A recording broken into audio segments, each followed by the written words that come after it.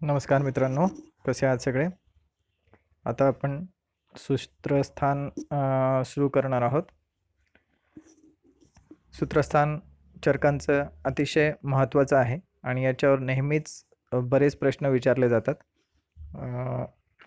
बराच मोठा भाग याच्यामध्ये कव्हर होतो आणि आयुर्वेदाचे सगळे बेसिक सूत्र बऱ्याच गोष्टी याच्यामध्ये असल्यामुळे याला नेहमी परीक्षेमध्ये जास्त वेटेज असतं. त्यामुळे हे सूत्रस्थान व्यवस्थित करणं गरजेचं आहे. जिथे जिथे शक्य आहे तिथे आपण कंपॅरेटिव्हली चरकांसोबतच सुश्रुत आणि वाग्भट या दोघांचंही जिथे जिथे त्यांनी जे जे वर्णन केलेलं आहे ते पण अभ्यास करण्याचा प्रयत्न करणार आहोत.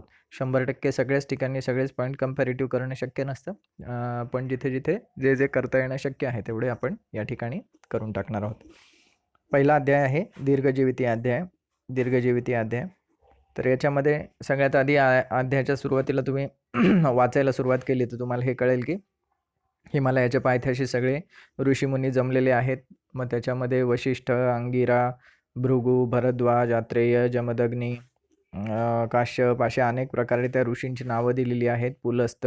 तर हे सगळे ऋषी जमले आणि त्यांच्या चर्चेचा विषय असा आहे की ग्राम्य आहाराच्या सेवनाने आपल्याला हळूहळू वेगवेगळे आजार होत आहेत आणि त्याच्यामुळे आपले जे साधना किंवा आपले जे रुटीन कामं आहेत तर ते करण्यामध्ये अडथळे येत आहेत. तर आता याच्यासाठी आपल्याला काय केलं पाहिजे? तर मग याच्यासाठी आपल्याला आयुर्वेद शिकून घेतला पाहिजे जेणेकरून आपण आपल्या स्वास्थ्याचं रक्षण करू. मग तो आयुर्वेद कसा आहे तर तो ब्रह्माने दक्ष प्रजापतीला दिलेला आहे. दक्ष प्रजापतीने अश्विनी कुमारांना शिकवला आहे आणि अश्विनी कुमाराने इंद्राला शिकवलेला आहे. तर तो इंद्राकडे त्याचं ज्ञान आहे. तर मग ते इंद्राकडे जायचं, कोणीतरी जाऊन तो शिकून यावा. तर यासाठी ती चर्चा सुरू आहे, सगळ्यांची डिस्कशन. आणि मग त्याच्यात महर्षी भरद्वाज उभे राहिले. ते म्हणाले की इंद्राकडे मी जातो आणि मी आयुर्वेद शिकून येतो.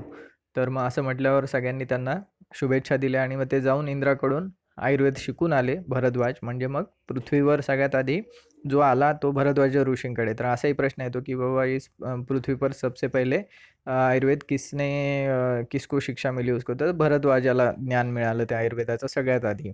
नाहीतर बाकी हे ब्रह्मा, दक्ष प्रजापती, अश्विनी कुमार, इंद्र हे सगळे जनरली पृथ्वीवरचे समजले जात नाहीत.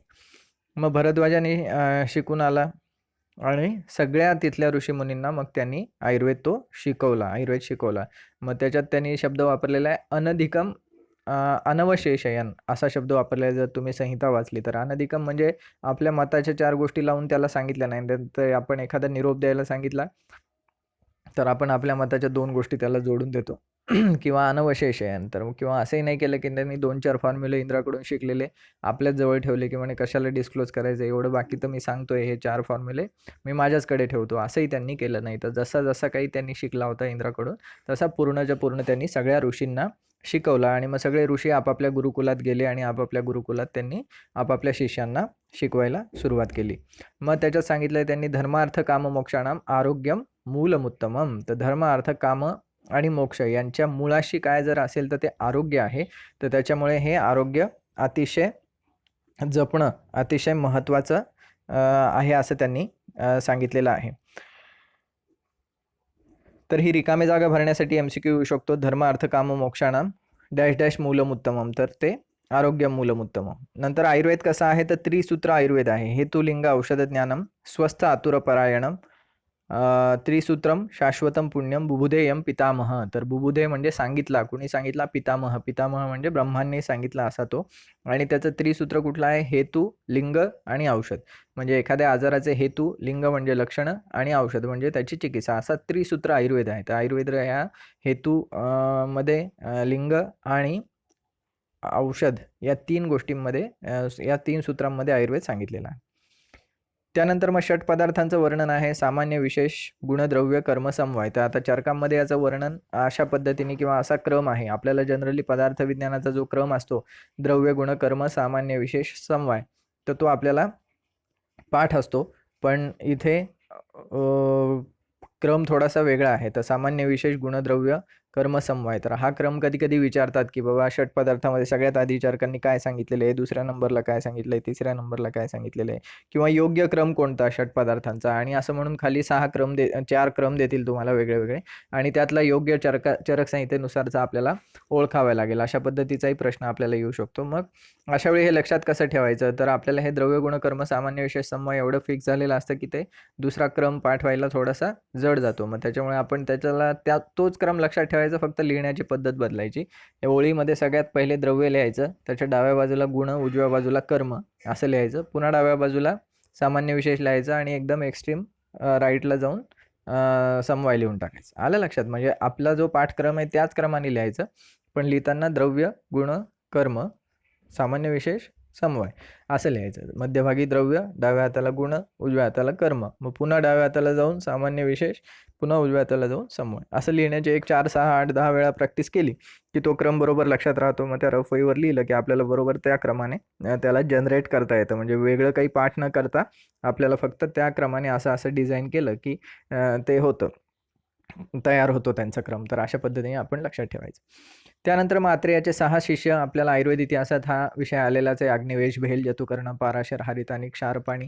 आणि अग्निवेशाने जो आहे तो बुद्धिविशेषामुळे प्रथम ग्रंथ निर्माण केला. तर आत्रेयाने शिकवताना सगळ्यांना सारखंच शिकवलं, पण तो जास्त बुद्धिमान होता आणि लक्ष देऊन त्यांनी ऐकलं. त्याच्यामुळे सगळ्यात आधी त्यांनी अग्निवेश तंत्र निर्माण केलं. सगळ्यात पहिले ग्रंथाचा रचयिता तो झाला आणि मग त्याच्यात असं आलेलं आहे की ज्यावेळी त्यांनी तो ग्रंथ रूपात मांडला, कारण आतापर्यंत जो आयुर्वेदाचा प्रवास झाला तो मौखिकच झाला, तोंडी प्रवास झाला.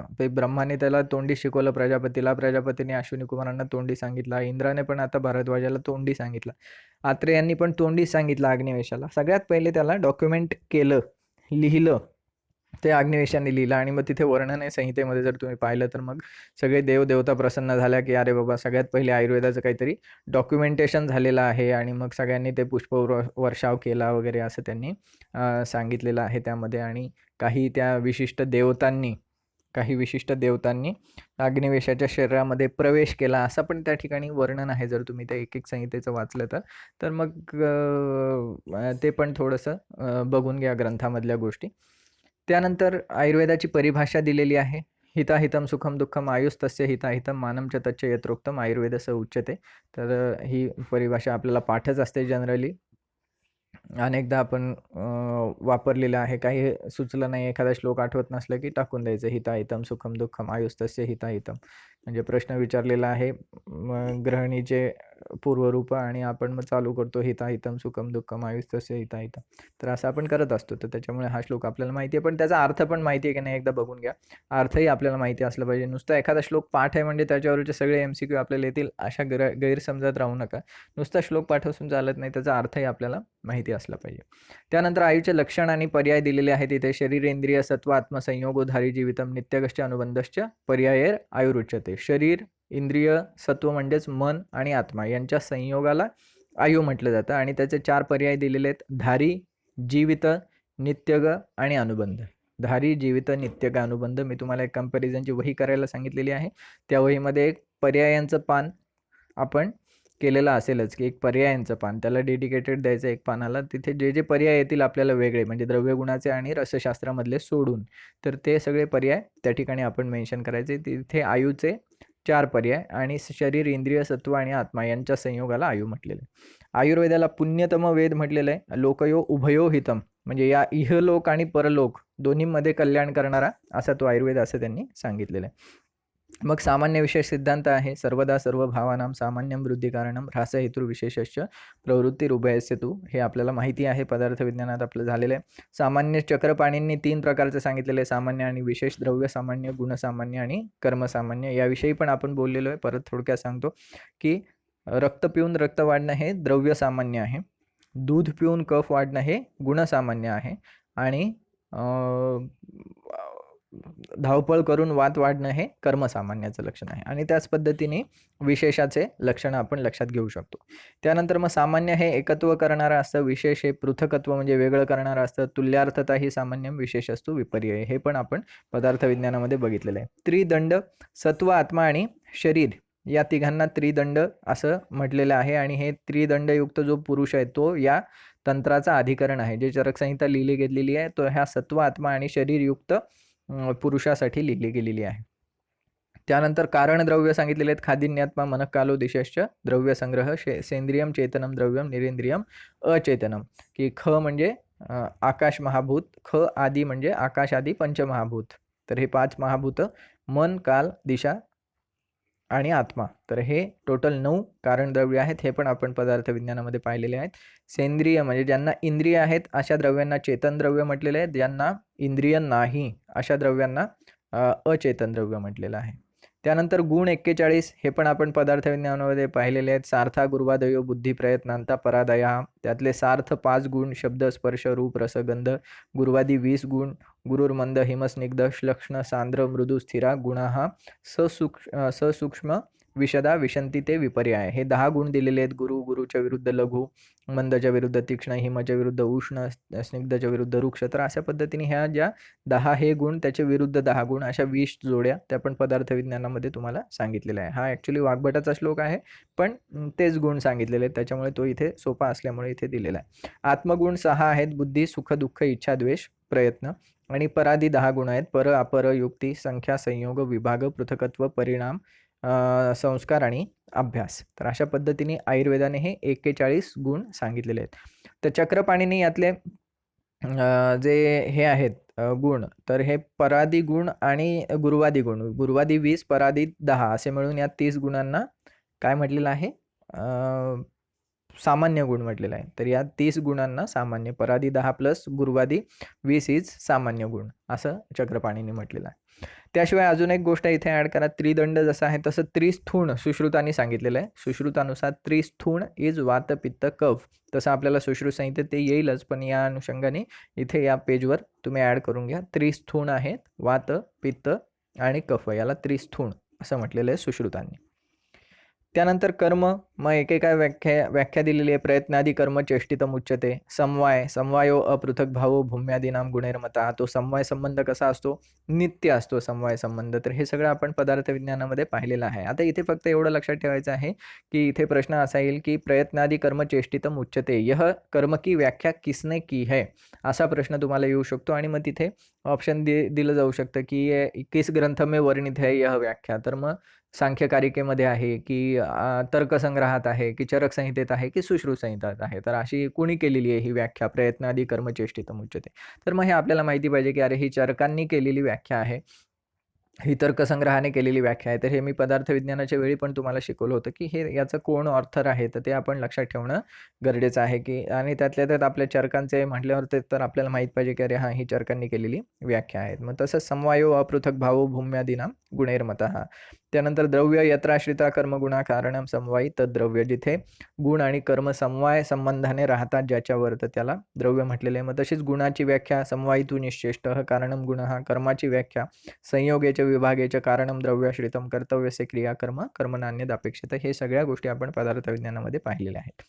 प्रयोजन सगळ्यात महत्त्वाचं आपल्या या ग्रंथाचं काय प्रयोजन आहे, धातुसाम्य क्रियाश्चोक्ता तंत्रस्य अस्य प्रयोजनम, की धातुसाम्य क्रिया, धातुसाम्य क्रिया म्हणजे की जे विषम झालेले धातू समावस्थेत आणणं, हेच या तंत्राचं प्रयोजन आहे. त्यामुळे हे नीट लक्षात ठेवा की या तंत्राचं प्रयोजन काय आहे, तर धातुसाम्य क्रिया. रोगांचे त्रिविध हेतू दिलेले आहेत. काल, बुद्धी आणि इंद्रियार्थांचा हीनयोग, अतियोग आणि मिथ्यायोग. तर यालाच हेतू संग्रह असा शब्द दिलेले की रोग महत्त्वाचे सगळे जर वेगवेगळे हेतू असले तरी महत्त्वाचे हेतू 3च आहेत की काल, बुद्धी आणि इंद्रियार्थ यांचा हीनयोग, अतियोग आणि मिथ्यायोग. त्यानंतर रोगाचे आश्रय 2च आहेत. रोग होईल तर तो एकतर शरीराला होईल किंवा एकतर मनाला होईल. त्यामुळे तिसऱ्या कुठल्या ठिकाणी रोग होऊ शकत नाही, एकतर शरीर किंवा मन. आत्म्याचं वर्णन केलेलं आहे. निर्विकार, पर म्हणजे श्रेष्ठ आत्मा, सत्वभूत गुणेंद्रिय. तर सत्वभूत गुणेंद्रिय ही आत्म्यासाठी वापरलेलं विशेषण आहे, ते नीट लक्षात ठेवा. असं येऊ शकतो की सत्वभूत गुणेंद्रिय किसके संदर्भ में कहा गया है, तर मन के संदर्भ में, आत्मा के संदर्भ में, बुद्धी के संदर्भ में किंवा ओज के संदर्भ में. तर अशा पद्धतीने विचारलं जाऊ शकते की सत्वभूत गुणेंद्रिय काय आहे, तर सत्व गुणाचा आधिक्य असलेला जो असतो तो आत्मा सात्विकच असतो. चैतन्य कारणम नित्यम, चैतन्याचं कारण असतो तो, चैतन्याचं कारण असतो, नित्य असतो, कधी तो मरत नाही, आत्मा मरत नाही. त्यामुळे शरीर मरतं, आत्मा मरत नाही, त्याच्यामुळे तो नित्य असतो. चैतन्य कारणम म्हणजे काय, की एखादा साहेब असतो, कोणतरी मोठा माणूस असतो, रावसाहेब असतो आणि मग ते आत्मा निघून गेला त्यातून, की त्याची बॉडी होते. त्याची बॉडी होते. चैतन्य असेपर्यंतच त्याला चैतन्याचं कारण तो आत्मा आहे. आणि द्रष्टा पश्यती ही क्रिया. द्रष्टा म्हणजे नुसता बघत राहतो. तो कुठल्या क्रियेमध्ये समाविष्ट नसतो. त्या शरीरामध्ये चैतन्य रूपाने तो फक्त असतो आणि बाकी सगळ्या गोष्टी त्या बघत राहतो. त्याची इन्व्हॉल्वमेंट नसते कशामध्ये. तर हे आपण पदार्थ विज्ञानाच्या वेळी पण तुम्हाला मी सांगितलेले.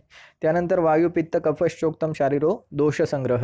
तर दोषसंग्रह असा शब्द वापरलेला आहे. बघा, हेतुसंग्रह, दोषसंग्रह, पुढे जाऊन रससंग्रह असे असे शब्द त्यांनी वापरलेले आहेत. हे श्लोकातले शब्द आहेत. त्यामुळे हे शब्द नीट लक्षात ठेवणं खूप गरजेचं आहे. कारण एक वर्ष काय झालं होतं, महाराष्ट्रात प्रश्न विचारला होता, समाजतः दोषांचे प्रकार किती? मी बहुतेक सांगितलं असेल हे उदाहरण. समाजतः दोषांचे प्रकार किती? आणि ऑप्शन होतं 2, 3, 4 असंख्य. आणि मग बऱ्याच जणांनी विचार केला, यार दोषांचे प्रकार तर 3 आहेत, पण समासतः विचारलंय म्हणजे बहुधा मग 4 असतील. रक्त पण मोजले असेल किंवा समासतः म्हटलं तर ते खूप सारे असतील, असंख्य असेल, असं म्हणून बऱ्याच जणांनी उत्तर चुकवलं होतं. आणि ॲक्च्युअल त्याचा रेफरन्स काय होता, वाग्भटातल्या सूत्रस्थानातला पहिला अध्याय, वातपित्त कफश्चेती त्रयोदोषा समासतः, अशी त्याच्यामध्ये ओळ आलेली आहे. आणि मग त्यांनी विचारताना समासतः दोषांचे प्रकार किती. मग असंही आपल्याला विचारलं जाऊ शकतं, की चरकांनी दोषसंग्रहामध्ये किती दोषांचं वर्णन केलेलं आहे. चरकांनी दोषसंग्रहामध्ये किती दोषांचं वर्णन केलेलं आहे. मग ते आपल्याला प्रश्न पडू शकतो, की अरे बाबा, दोषसंग्रह हे कुठून आलं? तर यालाच वायू, पित्त, कफश्चोक्तम शारीरो दोषसंग्रह. तर हे दोषसंग्रहात 3च आहेत, वात, पित्त, कफ. आणि मानस दोष आहेत, रज आणि तम. सत्व हा काही दोष नाहीये, तो गुण आहे. त्याच्यामुळे रज आणि तम हे 2च दोष आहेत. शारीरिक व्याधींची चिकित्सा दैव व्यापाश्रय आणि युक्ती व्यापाश्रय अशा 2 पद्धतीने केली जाते. मानसिक व्याधींची चिकित्सा मानसो ज्ञान, विज्ञान, धैर्य, स्मृती, समाधी. तर या गोष्टींनी केली जाते, की ज्ञान, विज्ञान, धैर्य, स्मृती आणि समाधी. त्यानंतर मग वाताचे गुण दिलेले त्या अध्यायामध्ये वृक्ष, शीत, लघु, सूक्ष्म, चल, विशद आणि खर.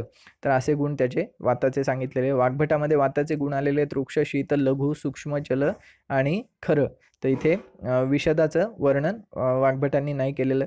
पुढे जाऊन वातकलाकली अध्यायामध्ये अजून वेगळे गुण आलेले आहेत चरकामध्येच.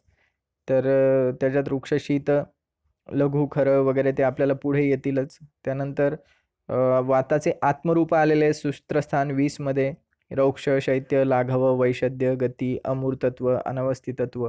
तर ते पण आपल्याला पुढे येतील. पण इथे त्या अनुषंगाने कंपॅरिझन म्हणून आता वाताविषयी लिहायचं तर वाताविषयी 10 पानं किंवा 2 लेक्चर 4 लेक्चर सांगता येईल. पण इथे जेवढं त्या कंपॅरिझनमध्ये करता येणं शक्य होतं तेवढं केलेलं आहे. तर इथे महत्त्वाचं काय आहे, इथे चरकोक्त गुण, वाग्भटोक्त गुण आणि सुश्रुतोक्त गुण. सुश्रुतांनी खूप सारे लिस्ट दिलेली आहे. त्याच्यात सर्वात्मा, सर्व लोक नमस्कृत, स्थिती उत्पत्ती विनाशेषु भूतानामेश कारणम, अव्यक्तो व्यक्तकर्मा, वृक्ष, शीत, लघु, खर, तिर्यक, द्विगुण. द्विगुण का बरं म्हटलं असेल? कारण आपल्याला माहिती आहे, की एक एक महाभूतामध्ये एक एक गुण ॲड होत जातो. जसं आकाश महाभूतामध्ये फक्त शब्द हाच एक गुण आहे आणि महाभूतामध्ये शब्द प्लस स्पर्श असे 2 गुण असतात. म्हणून त्याला द्विगुण हा शब्द वापरलेला आहे. रजो बहुल, अचिंत्य वीर्य, दोषानाम नेता, दोषांचा लीडर आहे तो, वातपित्त कफांचा, रोगसमूहराट. तर अशा पद्धतीने त्याचं वर्णन सांगितलेलं आहे. त्याची कर्म पण आहेत काही, व्यास, भेद, साध, हर्ष, तर्ष, ती पण पुढे येणार आहेत. पण इथे एक जनरल माहिती म्हणून हे सगळी एवढी लक्षात ठेवा. यातले 3 महत्त्वाचे आहेत, चरकोक्त वातगुण, वाग्भटोक्त वातगुण आणि सुश्रुतोक्त वातगुण. त्यानंतर असेच पित्ताचे गुण दिलेले आहेत, सस्नेह, उष्ण, तीक्ष्ण, द्रव, आम्ल, सर आणि कटू. तसं स्नेह आहे पित्त. पित्त हा स्निग्ध नाही, पण वृक्ष तर अजिबातच नाही, थोडासा ईषत स्निग्ध अशा स्वरूपाचा. उष्ण, तीक्ष्ण आपल्याला माहितीच असतात. द्रव हा नीट लक्षात ठेवायचा आहे, की पित्त हे द्रव असतं. आम्ल असतं आणि कटू. तर 2 रस सांगितलेले आहेत चरकांनी, आम्ल आणि कटू. सर, सर हा गुण पण सांगितलेला आहे. तर सर हा आपल्याला म्हणजे पसरणारा. तर हा गुण कुणाचा आहे असं जर विचारलं तर कन्फ्यूज होऊ शकतं, की सर गुण कुणाचा आहे. तर सर हा पित्ताचा गुण आहे. सर हा पित्ताचा गुण.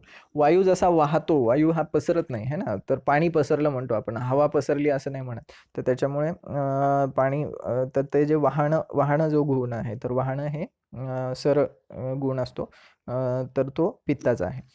वाग्भटांनी सस्नेह, तीक्ष्ण, उष्ण, लघु, विस्र, सर, द्रव असे सांगितलेले आहेत. आता हे वाटायला एकदम सोपे वाटतात. हां हां हां हां. पण एक वर्ष प्रश्न आला होता, की वाग्भट वात आणि पित्तामध्ये समान असलेला गुण कोणता? वात आणि पित्तामध्ये समान असलेला गुण कोणता? मग अशा वेळी आपल्याला पटकन आठवत नाही की अरे कुठला गुण समान आहे वात पित्तामध्ये, तर तो लघु गुण आहे. वातामध्ये पण बघा इथे लघु गुण आलेला आहे आणि पित्तामध्ये पण इथे लघु गुण आलेला आहे. तर अशा पद्धतीने आपल्याला प्रत्येकाचं त्याच्या छटा बारीक बारीक माहिती असणं गरजेचं आहे. त्यानंतर तीक्ष्ण द्रव, पूती, नील, पीत हे सगळे सुश्रुतांनी सांगितलेले आहेत. तर त्यांनी विस्र म्हणजे दुर्गंधी असणं, तर त्याच्याऐवजी त्यांनी पूती शब्द वापरलेला आहे, त्याच्याऐवजी पूती शब्द वापरलेला आहे. आणि याच्यात कटुरस हा प्राकृत आहे आणि विदग्ध झाल्यास आम्लरस. तर आता सुश्रुतांचं मत काय आहे की कटू हा प्राकृत रस आहे आणि विदग्ध झाल्यावर आम्ल आहे. आणि चरक काय म्हणतात, तर आम्ल कटू दोन्ही गुण त्यांनी प्राकृतमध्ये सांगितलेले आहे. आम्ल कटू हे दोन्ही रस त्यांनी प्राकृत पित्ताचे सांगितलेले आहेत आणि सुश्रुतांनी मात्र प्राकृत रस कटू असतो आणि विदग्ध झाल्यास तो आम्ल होतो असं सांगितलं आहे. त्याच्यामुळे हे पण नीट लक्षात ठेवणं गरजेचं आहे. पुढे कफ आहे. गुरु, शीत, मृदू, स्निग्ध, मधुर, स्थिर, पिच्छिल.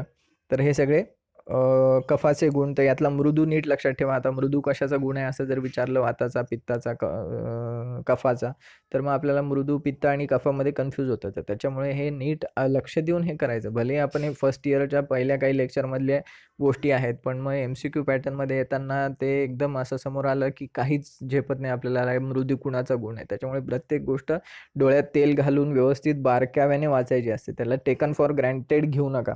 टेकन फॉर ग्रँटेड घेऊ नका. तुम्हाला पाठ असतील श्लोक बीक तर खूपच छान, चांगली गोष्ट आहे. तुम्हाला कन्फ्यूज होत नसेल तर आनंदाची गोष्ट आहे. पण लाईटली घेऊ नका की प्रत्येक गोष्टीला, जसं मी नेहमी सांगत असतो की तुमच्या प्रश्नांचं स्कॅनर चालू असलं पाहिजे. जसं मी पण शिकवताना सारखं विचारतो, म्हणजे सांगत राहतो की याच्यावर असा प्रश्न येईल, याच्यावर असा प्रश्न येईल, याच्यावर. तर अभ्यास करताना पण याच्यावर काय प्रश्न येईल, याच्यावर काय प्रश्न येईल, याच्यावर कसा प्रश्न येईल, ऑप्शन काय असतील, हे तुमच्या डोक्यामध्ये सतत चालू असलं पाहिजे. त्याची तुम्ही प्रॅक्टिस ठेवा आणि ही प्रॅक्टिस सतत असली आपल्याला ना, तर मग खूप प्रश्न सोडवत बसायची आपल्याला गरज पडत नाही, कारण आपल्या डोक्यात कंटिन्यू ती प्रोसेस चालूच असते. तर त्याच्यामुळे बेटर की मी तुम्हाला 400 प्रश्न विचारायचे आणि तुम्ही त्या 400 प्रश्नांची उत्तरं द्यायचे, ही पद्धत करण्यापेक्षा तुम्ही अभ्यास करताना 4000 प्रश्न तयार करायचे आणि त्या 4000ची उत्तरं तयार करायची. ही जर केली तर तुमचा जास्त चांगला अभ्यास होतो. कारण शेवटी माझ्या तुम्हाला प्रश्न काढण्याला, विचारण्याला मर्यादा आहेत. पण तुम्ही प्रत्येकच पॉईंटवर असा प्रश्न तयार करून तुम्ही अभ्यास करू शकता त्याचा. त्याचे ऑप्शन स्वतः क्रिएट करू शकता, तर तुम्हाला अधिकाधिक त्याचा फायदा होईल. तर त्याच्यामुळे ही पद्धत नक्की अवलंबा तुम्ही. मग वाग्भटांनी गुरु, शीत, मंद, स्निग्ध, श्लक्ष्ण, स्थिर आणि मृत्स्न असं सांगितलेलं आहे. तर मृत्स्न, तर पिच्छिल्याऐवजी त्यांनी मृत्स्न शब्द वापरलेला आहे. एक वर्ष हाही प्रश्न विचारला होता की बाबा मृत्स्न का अर्थ क्या होता है, तर मृत्स्न म्हणजे पिच्छिल. त्यानंतर गुरु, शीत, स्निग्ध, पिच्छिल, श्वेत असं कफाचे गुण सुश्रुतांनी सांगितलेले आहेत. आणि प्राकृत रस मधुर आहे आणि विदग्ध झाल्यास तो लवण होतो. त्याच्यामुळे कफ जर लवण रसाचा असेल तर तो विदग्ध कफ समजावा आणि प्राकृत पित्त कफ असेल तो मधुर रसात्मक असतो. त्यानंतर रस, रसनार्थो रस, ही त्याची व्याख्या दिलेली आहे. रसना म्हणजे जे जिभेला जो समजतो तो रस आहे. त्याचा आधार किंवा निर्माण जल आणि पृथ्वी महाभूत आहे. प्रत्यय म्हणजे त्याचं ज्ञान होणं जे आहे तर ते वायू, अग्नी आणि आकाश महाभूतामुळे होतं. म्हणजे त्याच्या निर्माणात महाभूत आहेत जल आणि पृथ्वी, आणि त्याचं ज्ञान होण्यासाठी कारणीभूत महाभूत उरलेले 3 वायू, अग्नी आणि आकाश. रससंग्रह, स्वादू, आम्ल, लवण, कटू, तिक्त, कषाय हे 6 रस जे आहे त्याला रससंग्रह असा शब्द त्यांनी वापरलेला आहे. मग चरकोक्त रससंग्रहात किती रस आहेत, तर 6 रस आहेत. नंतर मधुर, आम्ल, लवण हे वातशामक, कफवर्धक, कटू, तिक्त, कषाय हे कफशामक, वातवर्धक, कटू, आम्ल, लवण हे पित्तवर्धक आणि मधुर, तिक्त, कषाय हे पित्तशामक. अशा पद्धतीने आपल्याला माहिती आहे, पाठ असतं. त्यामुळे नीट लक्षात ठेवा. याच्यात वात पित्ताचं, वात आणि कफाचं तर एकदम सोपं आहे. पहिले 3 जे आहेत मधुर, आम्ल, लवण हे वात शामक, पित्त, कफवर्धक. पुढचे 3 कफशामक, वातवर्धक. फक्त पित्ताचं नीट लक्षात ठेवायला पाहिजे. आता याच्यात प्रश्न येताना कसा येतो तेही तुम्हाला सांगतो की म्हणजे हे सोपं वाटतं पण मग थोडा कन्फ्युजिंग किंवा टाईम टेकिंग प्रश्न, कारण आपल्याला 2 गोष्टींशी मॅनेज करायचं असतं. एखाद्या प्रश्नाचं उत्तर येतं का, हाही एक महत्त्वाचा भाग असतो आणि ते किती वेळात येतं. कारण आपल्याला 120 प्रश्नाला 120 मिनिटं आहेत, म्हणजे 1 मिनिटाच्या आत आपल्याला त्याचं उत्तर प्रत्येक प्रश्नाचं देणं अपेक्षित असतं. तर तेवढ्या वेळेच्या आत आपल्याला त्याचं उत्तर आलं पाहिजे. तर मग एखादा प्रश्न असतो सोपा, पण मग तो वेळ खाऊन घेतो आपला 2-3 मिनिटाचा, मग तो एक प्रकारे आपला लॉस असतो. तर त्याच्यामुळे सोपं जरी असेल तर आता याच्यावर कसा आहे, तो तिक्त रस आहे, तिक्त रस आहे आणि मग ऑप्शन देतात तुम्हाला. तिक्त रस आहे वातवर्धक, पित्तवर्धक, कफशामक. मग दुसरा ऑप्शन वातवर्धक, पित्तशामक, कफशामक. मग तिसरा ऑप्शन देतात वातशामक, पित्तवर्धक, कफवर्धक. आणि चौथा ऑप्शन देतात वातवर्धक, कफशामक, पित्तशामक. म्हणजे अशा पद्धतीने 4 ऑप्शन दिले की मग आपल्याला एकदम कळत नाही की अरे नेमकं काय आहे. तर मग अशा वेळी आपण पटकन काय करायला पाहिजे की असं विचारलंय ना, मग आपल्याला एक साधारण 20-25 सेकंदात हे लक्षात येतं की असं विचारलंय. मग पटकन आपण ऑप्शन बघायचेच नाही. आपल्याच मताने लक्षात घ्यायचं. तिक्तरस काय आहे? वातावर काय काम आहे? वात वाढवतो. येस. पित्तावर काय काम आहे? पित्त कमी करतो. आणि कफावर काय काम आहे? कफही कमी करतो. म्हणजे वातवर्धक, पित्तशामक, कफशामक. तर असं जे ऑप्शन असेल त्याला आपण पटकन टिक करायचं. तर असं प्रत्येक रसाविषयी विचारलं जाऊ शकतं. त्यानंतर द्रव्याचे 3 प्रकार सांगितलेले आहेत. किंचित दोष प्रशमनम, किंचित धातू प्रदूषणम, स्वस्थ वृत्तो मतम, किंचित त्रिविधम द्रव्यमुच्यते. की किंचित दोष प्रशमन करणारे, धातू प्रदूषण करणारे आणि स्वस्थ वृत्तामध्ये वापरले, जसे मुदगा आहे, त्यानंतर दूध आहे, घृत आहे. तर हे सगळे स्वस्थ वृत्त, स्वास्थ्य टिकवण्यासाठी वापरले जाणारे असे 3 प्रकार द्रव्यांचे सांगितलेले. उत्पत्ती भेदाने परत 3 प्रकार सांगितलेले आहेत. जांगम, औद्भिद आणि पार्थिव. जांगम, औद्भिद आणि पार्थिव. तर जांगमामध्ये म्हणजे प्राण्यांपासून मिळणारे सगळे पदार्थ, द्रव्य, प्राण्यांपासून मिळणारे द्रव्य, मधु, गोरस, पित्त, वसा, मज्जा, अश्रूक. तर हे सगळ्या गोष्टी ज्या आहेत ह्या जांगम द्रव्याचे उदाहरण आहेत. पार्थिव म्हणजे जमिनीमध्ये मिळणारे, खाणीमध्ये किंवा जमीन खणल्यावर पृथ्वी खणून जे काढले जातात. मग सुवर्ण, लोह, अंजन, लवण. तर हे नीट लक्षात ठेवा. अंजन, लवण हे पार्थिव द्रव्य सांगितलेले आहेत. मनशिला, म्हशी, गैरिक. तर हे मणी, गैरिक हे सगळे पार्थिव द्रव्य आहेत. आणि औद्भिद द्रव्य आहेत वनस्पती पासून, म्हणजे वनस्पती पासून मिळणारे. तर मग त्यात वनस्पती, वानस्पत्य, विरुद्ध आणि औषधी. तर या 4 गोष्टी आहेत, ह्या आपण पदार्थ विज्ञानामध्ये पाहिलेल्या आहेत. पुढे सुश्रुत संहितेमध्ये येताना या चौघांचंही परत एकदा आपल्याला वर्णन येणार आहे. मग औद्भिद गण एक सांगितलेला आहे. म्हणजे हे जे औद्भिद गोष्टी आहेत, म्हणजे वनस्पती आहेत, तर त्यांचे उपयुक्त असलेले अंग कोणकोणते? तर हे 18 वेगवेगळे उपयोगी अंग त्यांनी सांगितलेले आहेत. आता श्लोकामध्ये 18 हा आकडा दिलेला नाहीये, पण मोजले तर ते 18 भरतात. तर मग आता हे 18 लक्षात ठेवायचे का? किंवा असा आला प्रश्न की बाबा औद्भिद गणात खालीलपैकी कशाचं वर्णन आहे, कशाचं वर्णन नाही, असा प्रश्न तुम्हाला मे बी आला तरी येऊ शकतो. तर त्याच्यात मग आपल्याला कोणकोणते आठवत आहेत हे आधी लक्षात लिस्ट काढून ठेवायची. की बाबा आपण सुरुवातीला पाहिलं मुळापासून, तर बाबा मूळ आहे, त्यानंतर त्वचा आहे, त्यानंतर त्याचं पत्र आहे, फूल आहे, त्याच्यानंतर फल आहे. तर ह्या गोष्टी, क्षीर आहे. तर ह्या आपल्याला माहिती असतात, त्या आपल्याला सगळ्या माहिती असतात. वटशृंगासारखं शृंग आहे.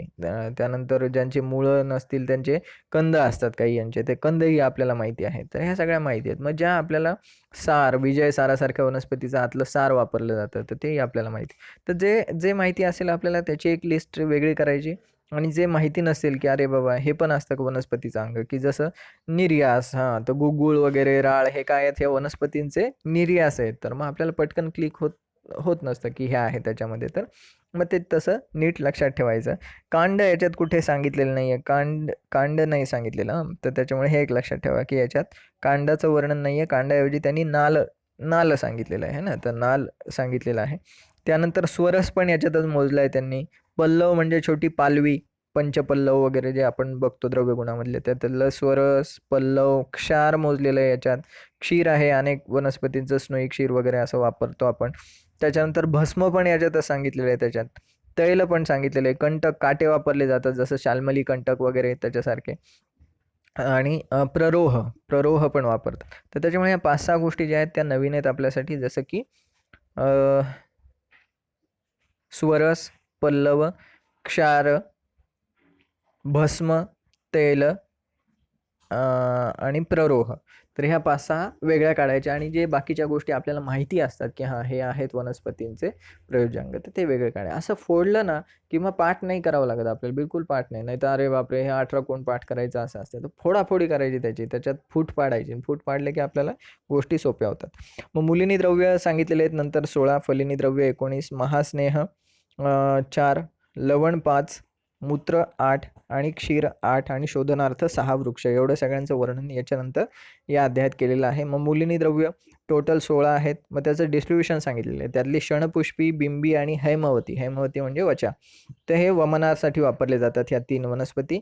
अपराजिता, श्वेता, ज्योतिष्मती, अपराजिता म्हणजे श्वेता, अपराजिता म्हणजे श्वेता, तर अपराजिता आणि ज्योतिष्मती या 2 वनस्पती शिरोविरेचनासाठी, आणि उरलेल्या 11 ते पाठ करायची गरज नाही, तर त्या उरलेल्या 11 ज्या आहेत त्या विरेचनासाठी वापरले जातात. मग यावर प्रश्न काय येतो? यावर प्रश्न असा येतो की बाबा मूलिनी द्रव्यांपैकी शिरोविरेचनार्थ किती वनस्पती वापरल्या जातात? 2, 4, 8, 16, तर मग त्यात 2 वापरले जातात. त्यानंतर पुढचा प्रश्न येतो की बिंबीचा उपयोग कशासाठी होतो? बिंबीचा उपयोग कशासाठी होतो? वमनासाठी, विरेचनासाठी, शिरोविरेचनासाठी, आस्थापनासाठी, तर मग याच्यासाठी. आता बऱ्याचदा काय होतं, हा प्रश्न टाकताना असा टाकला जातो ना की आपल्याला असं वाटतं हे द्रव्यगुणातला प्रश्न आहे की अरे क्षणपुष्पी किसके लिए उपयोगी होती है, वमन, विरेचन, आणि मग आपण पटकन बॅकफुटवर येऊन जातो. अरे बापरे, आपण क्षणपुष्पी तर वाचलीच नाही आहे, ते क्षणपुष्पीविषयी तर आपल्याला काहीच नॉलेज नाही, कशी असते, काय असते, कशासाठी वापरली जाते, अरे बापरे. आणि मग एकदा त्या बॅकफुटवर गेलो की आपल्याला जे येत असतं ते पण आठवत नाही मग, आणि मग आपण म्हणत आल्यावर रडतात पोरं, असं बघा ना ते क्षणपुष्पी विचारलं तुम्ही तर आम्हाला शिकवलंच नाही.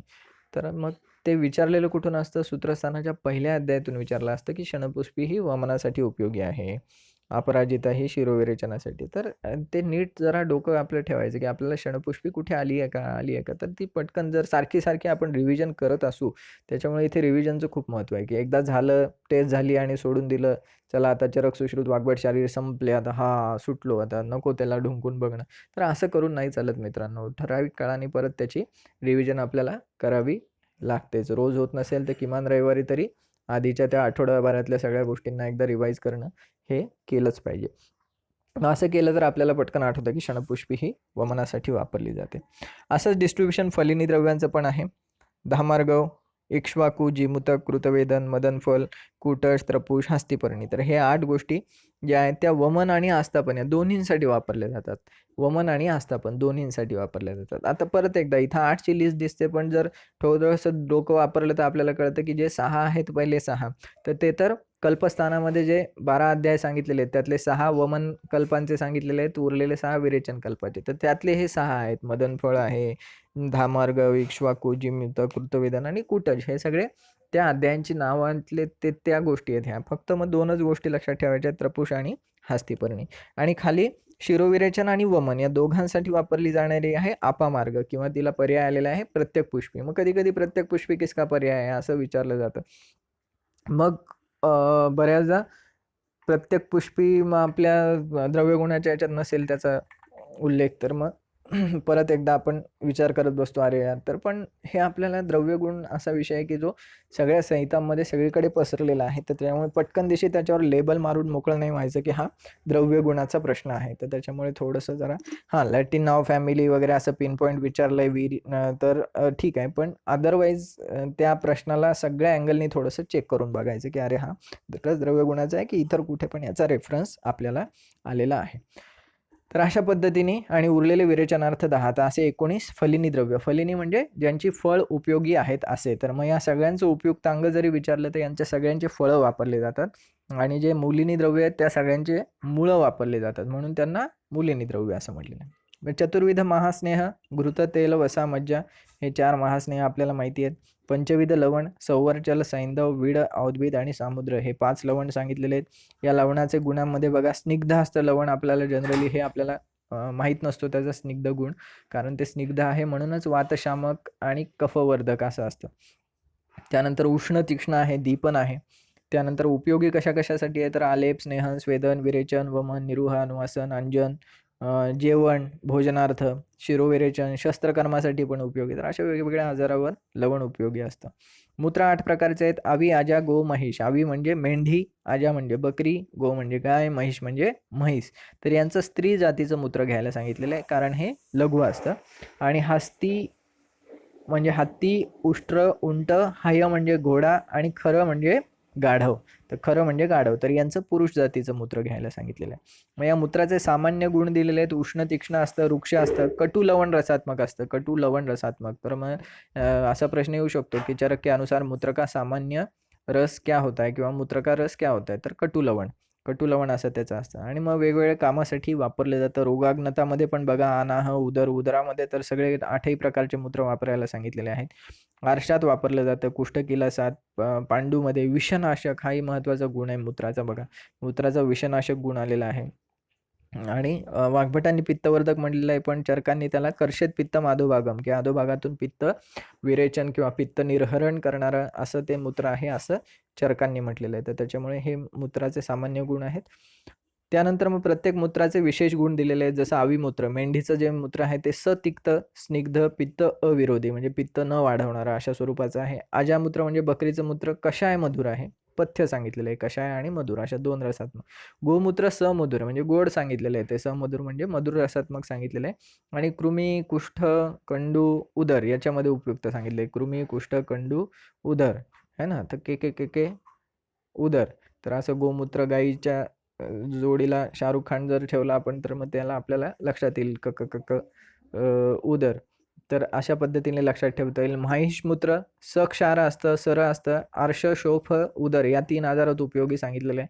तर इकडे उजव्या बाजूला एक म्हैस काढलेली, जी अजिबात म्हैस वाटत नाही अशी, पण तुम्ही चांगलं पेंटिंग काढा आहे ना. तर आता हे काय आहे की ज्यांनी लिहिलंय ते, म्हणजे मी जेव्हा लिहिलं होतं ते ते ते मला मला कळत होतं की ही माझी म्हैस आहे बाबा. मग भलेही ते उंट वाटत असला तरी मला कळत होतं की ही माझी म्हैस आहे. आणि त्याला मी केलं होतं, खाली पोट असं काढलं होतं, म्हणजे उदरावर, शोफावर आणि आरशावर अशा 3 ठिकाणं माझे ते डोक्यामध्ये चित्र फिक्स होतं की म्हशीचं मूत्र या 3 आजारासाठी उपयुक्त होतं.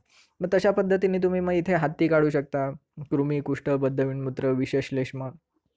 वाजी एक घोडा काढला होता की इथे, जो की बिलकुल घोडा नाही वाटत, तो बैल वाटतो ॲक्च्युली आहे ना. म्हणजे जी म्हैस आहे ती उंट वाटते आणि जो घोडा आहे तो बैल वाटतो. तर ठीक आहे, पण मला माहिती होतं हा माझा घोडा आहे म्हणून. आणि त्याच्यावर व्रण केलेलं आहे, कुष्ठ केलेलं आहे आणि मग त्याला विषामुळे काहीतरी झालं आहे असंही दाखवलेलं आहे. तर कुष्ठव्रण विषापह. तर आपल्याला येणं प्रकारे लक्षात ठेवणं गरजेचं आहे. त्यासाठी तुम्ही असे उपयोग त्याचे करू शकता. उंट सतिक्त असतं, श्वासकास अर्शोघ्न, श्वासकास अर्शोघ्न अशा त्याचं फलश्रुती आहे. आणि सगळ्यात महत्त्वाचं खरं मूत्र आहे.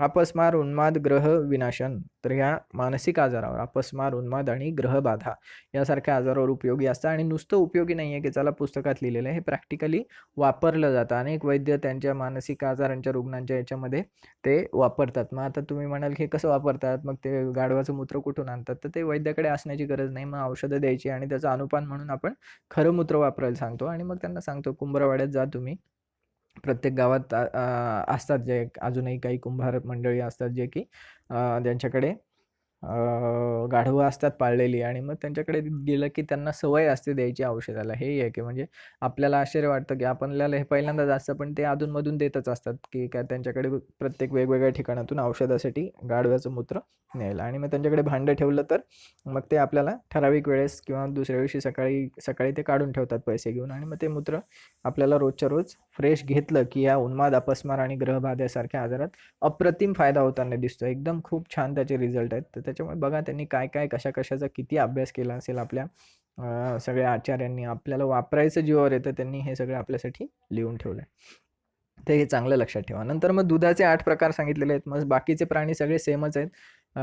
फक्त त्याच्यामध्ये आजा, अवी, गो, माहिष, उष्ट्री सांगितली. हां, तिकडे काय होतं, इकडे उष्ट्र होतं, इकडे उष्ट्री म्हणजे उष्ट्रीन म्हणजे उंटणीचं दूध आहे. इथे हत्तीचं दूध नसतं, नागीचं दूध असतं. तर हत्तीण जे आहे, हत्तीणला संस्कृतमध्ये नागी म्हणतात. आणि घोडी जी आहे, तर घोड्याचं दूध नसतं आहे की नाही, तर घोडीचं असतं. तर त्यामुळे घोडी म्हणजे वडवा, वडवा म्हणजे घोडी. तर ती वडवा आणि नागी हे 2 शब्द नीट लक्षात ठेवा, हे नवीन आलेले आहेत. तर नागी दुग्ध म्हणजे हत्तीचं दूध आणि वडवा दुग्ध म्हणजे घोडीचं दूध. आणि मग स्त्री दुग्ध सांगितलेलं, इकडे खरंच नाही सांगितलेलं, तर स्त्रीचं दुग्ध इथे वर्णन केलेलं आहे. हा एवढं फक्त त्याच्यामध्ये भेद आहे. मग दुधाचे गुण प्रायशो मधुर आहे, मनस्कर आहे, श्रमहार आहे, श्वासकास निर्भरण आहे, संधान करणार आहे, सर्व प्राणभूतानां सात्म्य आहे,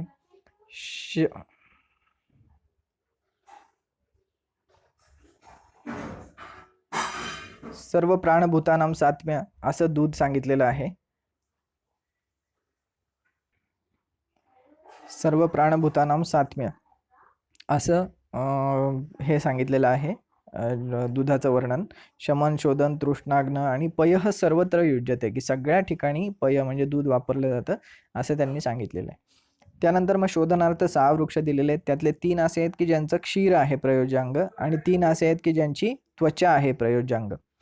शोधनार्थ 6 वृक्ष पुन्हा दिलेले आहेत त्यांनी. त्यातले 3 प्रयोज्यांग क्षीर आहे, 3 प्रयोज्यांग त्वचा आहे. त्यातले क्षीर प्रयोज्यांग असलेले स्नुही आहे, ती विरेचनासाठी वापरली जाते. अर्क जे आहे ते वमन आणि विरेचन दोघांसाठी वापरलं जातं आणि आश्मंतक हे वमनासाठी वापरलं जातं.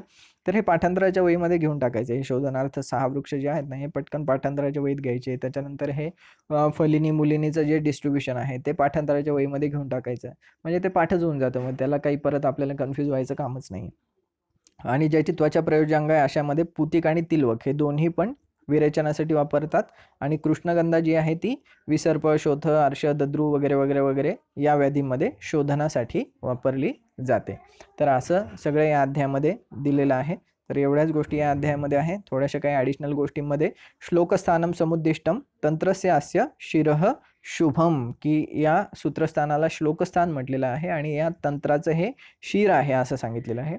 या 4 प्रकारचे सूत्र आलेले आहेत सगळ्या चरक संहितेमध्ये. गुरुसूत्र म्हणजे आचार्य आत्रेयांनी म्हणजेच गुरूंनी सांगितलेले सूत्र. शिष्यसूत्र म्हणजे शिष्यांनी म्हणजेच अग्निवेशाने विचारलेले शंका किंवा त्यांनी बोललेले वाक्य. प्रतिसंस्कृत सूत्र म्हणजे काही ठिकाणी जे दृढबलाने उल्लेख केलेला आहे, बोललेला आहे किंवा लिहिलेलं आहे तर ते दृढबलाचे सूत्र. आणि एकीय सूत्र म्हणजे काही कारणास्तव इतर आचार्यांचे सिद्धांताचं जे वर्णन केलेलं असतं कुठे कुठे तर ते म्हणजे एकीय सूत्र आहे. तर यातलं एकीय सूत्र नीट लक्षात ठेवा. बाकी गुरुसूत्र, शिष्यसूत्र, प्रतिसंस्कृत सूत्र हे तर त्यांच्या नावावरूनच क्लिअर होतं. त्यानंतर मग सूत्रस्थानामध्ये 7 चतुष्क आहेत. भेषज चतुष्क अध्याय 1 ते 4, स्वास्थ्य चतुष्क 5 ते 8, निर्देश चतुष्क 9 ते 12, कल्पना चतुष्क, रोग चतुष्क, योजना चतुष्क, अन्नपान चतुष्क आणि शेवटचे संग्रहद्वय. तर हे नीट लक्षात ठेवा. 1 ते 4, 5 ते 8, 9 ते 12. नाही तर आपल्याला हे साधं दुसरी तिसरीचं गणित आहे. नाही तर आपण काय म्हणतो 1 ते 4 हे, 4 ते 8 हे, 8 ते 12. तर 8 ते 12 नाही, 9 ते 12 आणि 13 ते 16. त्यामुळे असं त्याचं लक्षात ठेवताना 4 अध्याय नीट लक्षात ठेवा. 1 ते 4, 5 ते 8, 9 ते 12, 13 ते 16.